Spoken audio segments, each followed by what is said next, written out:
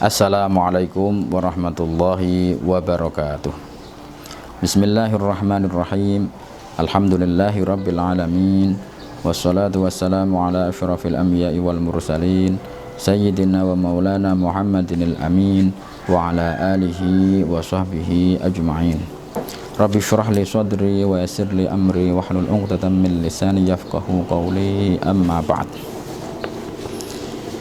Alhamdulillah wa syukurillah, pada kesempatan kali ini kita masih diberi kekuatan, kesehatan, rahmat dan karunia dari Allah sehingga kita masih dapat menjalankan aktivitas sehari-hari dengan baik, dapat menjalankan kewajiban puasa di bulan Ramadan ini dengan baik.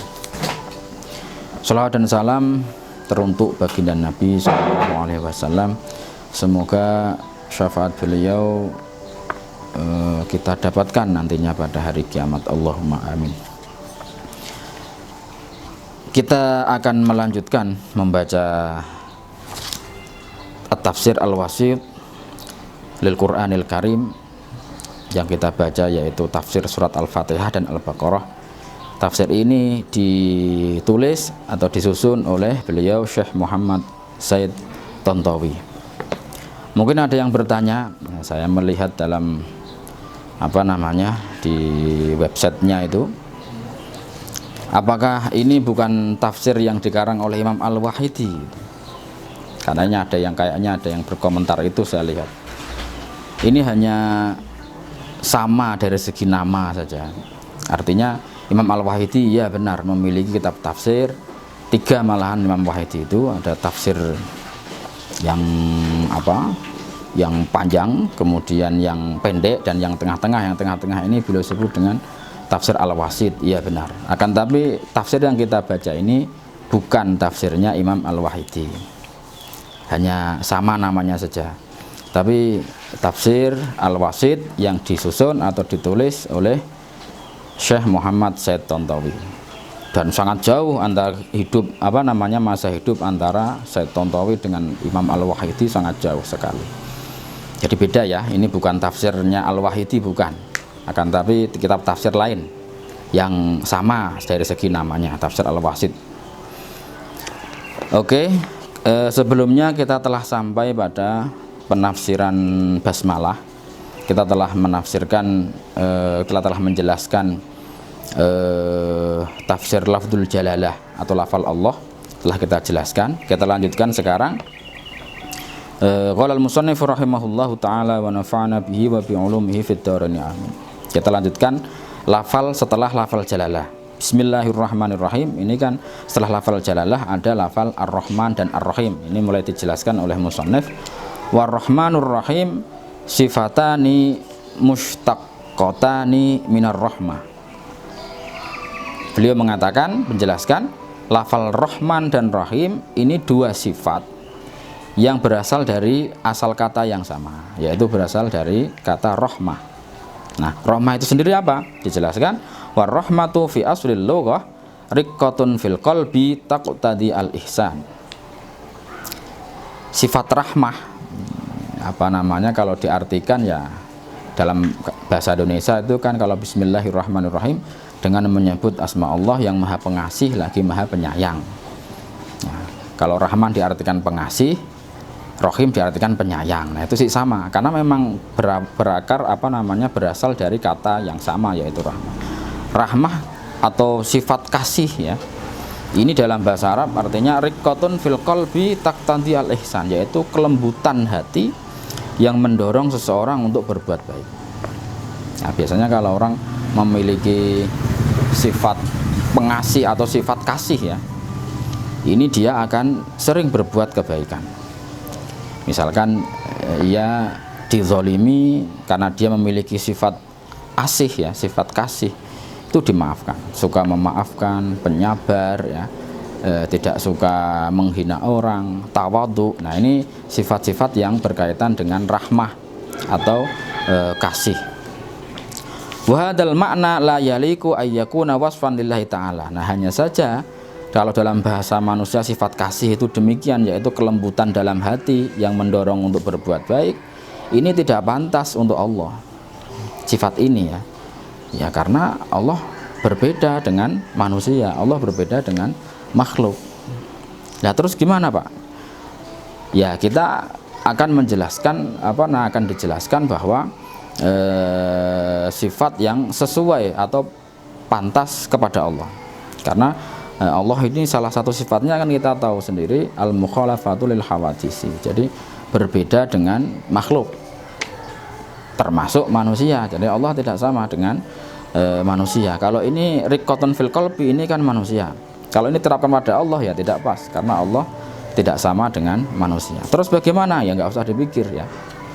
Jadi kadang-kadang orang ingin istilah sekarang itu kepo, ya kan? Ingin tahu segalanya. Ya tidak perlu. Banyak sesuatu yang tidak mesti kita ketahui. Jadi dengan kata lain, dengan kita tidak tahu itu malah bagus gitu. Tidak membuat kita pusing. Ya kan? Misal Allah, kita ingin tahu zat Allah seperti apa, ya tidak perlu. Tidak perlu kita ingin tahu pada zat Allah. Dalam sebuah riwayat juga disebutkan, tafakkaru fi khalqillah wala tafakkaru fi dzatillah. Berpikir saja pada makhluk Allah, pada ciptaan Allah.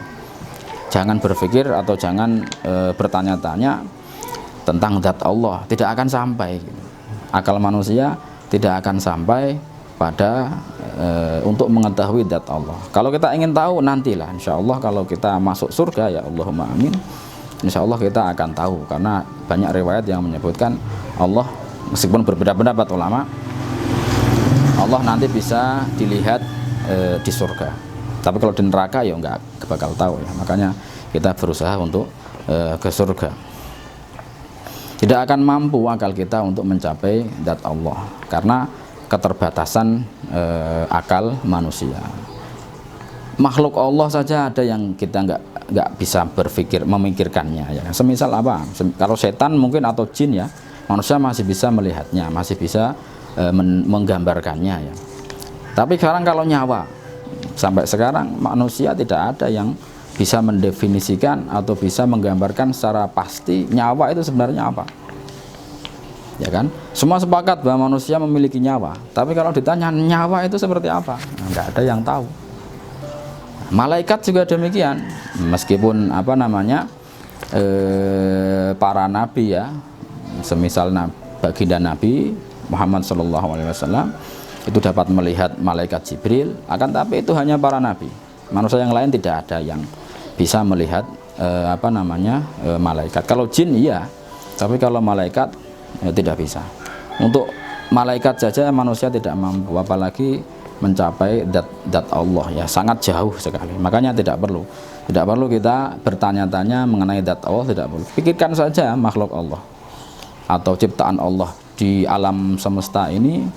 Banyak sekali rahasia-rahasia di makhluk Allah ya, yang ada pada makhluk Allah yang dapat meningkatkan atau dapat menambah keimanan kita. Jangan jauh-jauh, manusia saja. Kalau kita ingin memikirkan mengenai hebatnya atau maha kuasanya Allah, lihat saja diri kita manusia ini.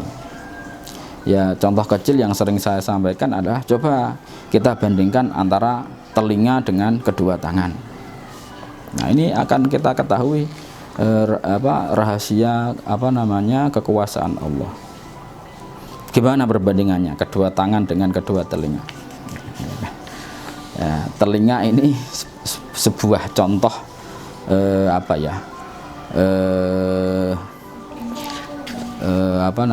permusuhan dalam tanda kutip mungkin ya. Ini hanya contoh saja.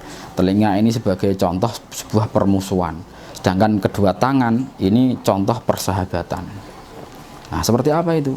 Nah, tangan misalkan, tangan ini akan saling membantu, tidak saling iri dan tidak saling dengki, ya kan? Tangan kanan merasa berat, otomatis tangan kiri akan membantu. Tangan kiri merasa berat, otomatis tangan kanan membantu. Otomatis itu sudah. Tidak merasa iri, iya, karena tangan kanan memakai jam misalkan, tangan kiri tidak iri. Tangan kanan untuk makan misalkan, tangan kiri tidak ikut-ikutan. Tangan kiri juga demikian, tangan kiri dipakai cincin, tangan kanan tidak ikut atau tidak meri istilah Jawanya. Tidak iri ya. Kemudian tangan kiri untuk cebok itu itu juga tangan kanan tidak ikut-ikutan, ya kan? Tapi dan tangan kanan ini akan sering bertemu, ya kan? Kedua tangan kan sering bertemu. Ini sangat berbeda dengan telinga. Telinga ini sampai kapanpun tidak pernah ketemu, tidak pernah berhadap-hadapan. Coba kalau kita menghadap ke kalau telinga kanan menghadap ke utara misalkan, telinga kiri pasti ke selatan. Telinga kanan ke barat, telinga kiri pasti ke timur. Selamanya tidak pernah ketemu, ya kan? Jadi ini contoh permusuhan gitu. Tapi jangan ditiru ya, jangan meniru telinga itu. Dan telinga ini saling iri atau saling kalau yang satu seperti itu, yang lainnya harus ikut. Misalkan telinga yang kiri dipakaikan anting-anting, misalkan telinga kanan ingin dipakaikan anting-anting juga. Telinga kiri dibuat candelan kacamata misalkan saja ya, telinga kanan juga mengikuti. Nah, ini bentuk-bentuk sesuatu yang sebenarnya bisa kita pikirkan. Contoh kecil yang lain semisal mulut, kemudian jalan masuk dan jalan keluar makanan. Nah, saya sering menjadikan contoh itu supaya kita berpikir gitu, betapa luasnya, betapa hebatnya ciptaan Allah, dan tidak perlu kita memikirkan tentang zat Allah. Jalan masuk ini sama ya, semuanya lewat mulut, baik makanan maupun minuman semuanya lewat mulut, ya kan? Akan tapi jalan keluar itu berbeda. Makanan yang padat nanti berbeda dengan yang cair, jalannya berbeda. Jalan keluar itu berbeda, tapi jalan masuknya sama. Nah, itu bagaimana itu? Nah, itu bisa kita pikirkan bersama mengapa demikian. Nah, kita lanjutkan. Wa hadzal ma'na la yaliku ayyakuna wasfan lillahi ta'ala. Sifat yang identik dengan manusia ini tidak pantas untuk dijadikan disematkan, dikaitkan dengan Allah. Walidha fassaraha ba'dul ulama bi iradatil ihsan wa fassaraha akharun bil ihsani nafsi. Jadi oleh sebab itu sebagian ulama menafsiri kata rahmah ini dengan kehendak untuk kebaikan, atau menafsiri kata rahmah ini dengan kebaikan itu sendiri. Wal muwafaq limadzhabis salaf ayyuqala hiya sifatun qa'imatun bidzatihi ta'ala la na'rifu haqiqataha wa innama na'rifu asaraha alladhi huwal ihsan. Musannif mengatakan yang cocok atau yang sesuai dengan mazhab ulama salaf, yaitu dikatakan bahwa rahmahnya Allah ya, itu adalah sifat yang dimiliki oleh Allah dalam tanda kutip ya, karena kalau membahas sifat Allah ini agak susah kita karena akal kita yang tidak sampai, apalagi kalau kita kaitkan dengan ilmu kalam, nanti jelimet pembahasan antara zat dan sifat itu. Mu'tazilah membedakan antara zat dan sifat, artinya tidak ada sifat bagi Allah itu. Mu'tazilah pendapatnya demikian. Tapi kalau kita Ahlus Sunnah atau Asy'ariyah itu menyamakan ya, artinya zat itu sama dengan sifat, artinya zat qadim, sifat juga qadim. Tapi itu enggak diterima oleh Mu'tazilah. Kalau begitu berarti ada dua yang qadim. Nah gitu Mu'tazilah pendapatnya. Mu'tazilah pendapatnya hanya zat saja yang ada, sifat itu tidak ada. Tapi itu rumit nanti kalau dalam pembahasan ilmu kalam. Tapi yang jelas sifat rahmah ini adalah sifat yang dimiliki oleh Allah, yang kita tidak tahu hakikatnya seperti apa. La na'rifu haqiqataha, kita tidak tahu hakikatnya. Wa innama na'rifu asaraha alladzi huwa al-ihsan. Tapi kita bisa mengetahui asarnya atau hasil dari sifat itu, atau pengaruh dari sifat itu, yaitu kebaikan. Nah, kita lihat sendiri rahmat Allah ini luas sekali, artinya tidak terbatas rahmat Allah ini. Allah selain memiliki sifat rahmah ya, memiliki sifat penyayang, juga memiliki sifat ghadab atau pemarah. Akan tapi Allah sendiri mengatakan sifat rahmahnya ini, sifat rahmat Allah itu lebih besar daripada sifat ghadabnya Allah. Sebagai contoh sebuah ayat dalam surat Al-A'raf, Allah mengatakan inna adzabi usibu bihi man asya wa rahmati wasi'at kullasyai. Azabku atau siksaku Allah ini maksudnya yang mengatakan Allah, siksaku ini aku timpakan pada orang yang aku kehendaki. Akan tetapi rahmatku ini meliputi semua hal, tidak ada batasnya. Ini ya memang demikian kenyataannya, ya kan? Ya contoh kecil kalau kita kaitkan dengan sekarang, semisal corona ini misalkan. Kalau ini kita anggap sebagai sebuah azab atau sebuah siksaan atau hukuman dari Allah, coba saja lihat, tidak semuanya kena, hanya sebagian, dan itu ya yang dikehendaki oleh Allah. Kita nggak tahu mengapa demikian, wallahu a'lam, sesuai dengan kehendak Allah. Tapi tidak semuanya kena itu. Yang kena pun tidak semuanya meninggal, banyak yang sembuh juga. Nah itu sesuai dengan kehendak Allah ya. Kalau azab Allah ini sesuai dengan kehendak Allah. Tapi kalau rahmat Allah semuanya dikasih. Semuanya dikasih. Misalkan sekarang corona kaitannya dengan nafas misalkan.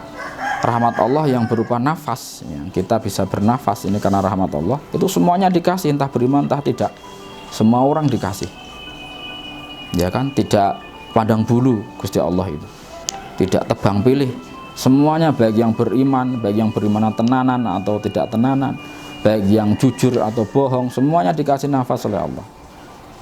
Ya kan, inilah rahmat Allah. Jadi sangat luas.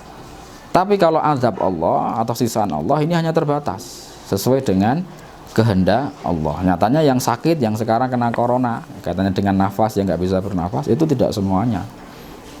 Ya kan, hanya sebagian. Dan itu sebagian kecil kalau dibandingkan dengan seluruh umat manusia yang diberi nafas oleh Allah.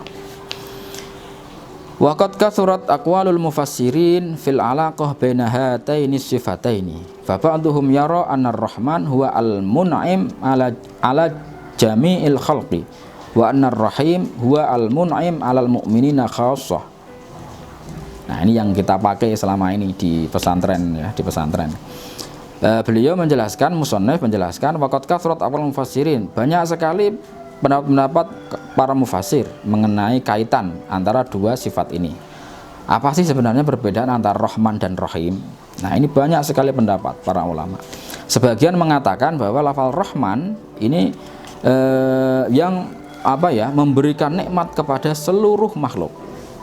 Sedangkan lafal Rahim ini adalah yang memberikan nikmat pada kaum mukminin secara khusus.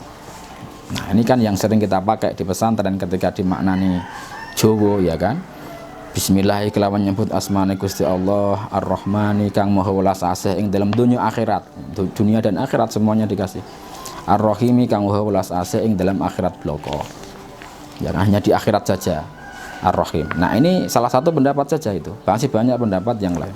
Wa yara akharun anna ar-Rahman huwa al-mun'im bi jalailin ni'am wa anar rahim huwa al-mun'im bidaqaiqiha. Ada pendapat yang lain yang mengatakan Rahman ini artinya yang memberi nikmat dengan nikmat-nikmat yang besar. Nikmat-nikmat yang yang kelihatan. Wa anar rahim huwa al-mun'im bidaqaiqiha, yaitu yang memberi nikmat-nikmat yang lembut, nikmat-nikmat yang kadang tidak disadari. Nah, kita kan juga demikian. Rahmat yang besar bagi kita masih bisa hidup. Ya kan? Masih sehat. Tapi nikmat-nikmat yang kecil yang sering tidak kita sadari, nah itu banyak juga. Nah, ini Rahman ini, sifat Rahman ini menunjukkan nikmat yang besar, sedangkan sifat Rahim ini menunjukkan rahmat atau nikmat yang lembut atau nikmat yang samar. Wa yara fariqun salis, ada pendapat yang ketiga, anal wasfaini bi ma'nan wahid. Pendapat ketiga mengatakan dua sifat ini maknanya sama saja. Wa anatsani minhuma ta'kidun lil awal. Ya, dan lafal yang kedua Ar-Rahim ini merupakan penguat, hanya menguatkan saja yang pertama. Ini pendapat yang ketiga. Walladzi yarahul muhaqqiqun. Nah, ini beliau menukil pendapat yang rojih, ini pendapat yang diambil oleh para muhakkik, para pakar. Walladzi yarahul muhaqqiquna minal ulama anna sifataini laisata bi ma'nan wahid. Nah, beliau mengatakan yang benar atau yang unggul kedua sifat ini bukan sama gitu. Kalau sama ngapain disebutkan, ya kan? Ar-Rahman saja kalau memang sama ya. Kalau hanya makna menguatkan ini kurang cocok lah untuk Al-Qur'an. Karena pasti ada sesuatu yang ingin ditambahkan. Jadi kedua sifat ini Rahman dan Rahim memiliki makna yang berbeda. Bal ru'ya fi kullin minha maknan la yura'i fil akhar. Tapi setiap salah satu darinya memiliki makna yang lain yang itu yang tidak dimiliki oleh selainnya. Farrahman bimakna azimir rahmah. Rahman ini maknanya adalah zat yang besar rahmatnya, zat yang sangat agung rahmatnya. Li'anna fa'lan sighatun mubalaghatun fi kasrati syai' wa uzmatihi. Karena sigat fa'lan rahman ya, ikut sigat fa'lan ini artinya mubalaghah, memperbesar atau menyangatkan pada banyaknya sesuatu atau besarnya sesuatu itu. Wa yalzamu minhu ad-dawam, dan akan mengantarkan kepada langgeng, sifat langgeng, seperti jadi selalu atau sifat yang tetap gitu pada Allah. Seperti lafal ghadban, sakron ya. Ghadban ini pemarah kalau diartikan bahasa Indonesia. Pemarah ini berbeda dengan orang yang marah ya kan. Sakron ini pemabuk. Pemabuk beda dengan orang yang mabuk. Nah, kalau misalkan ghadibun, orang yang marah, ini hanya orang yang marah saja, bukan merupakan sifat yang tetap baginya. Akan tapi kalau sudah disegotkan fa'lan, jadinya ghadban, ini menjadi sifat yang tetap bagi dia, pemabuk. Jadi memang sifatnya memang suka mabuk. Warrahim bimakna daimir rahmah. Dengan lafal rahim ini maknanya adalah langgeng rahmatnya. Li'anna sighatahu fa'ilun tusta'malu fi sifat ad-daimah kakarimin wa dzarifin. Karena senggotnya sifat rahim ini kan mengikuti senggot fa'il. Ini digunakan biasanya dalam bahasa Arab untuk sifat yang kekal, sifat yang sudah melekat, yang sudah menjadi watak.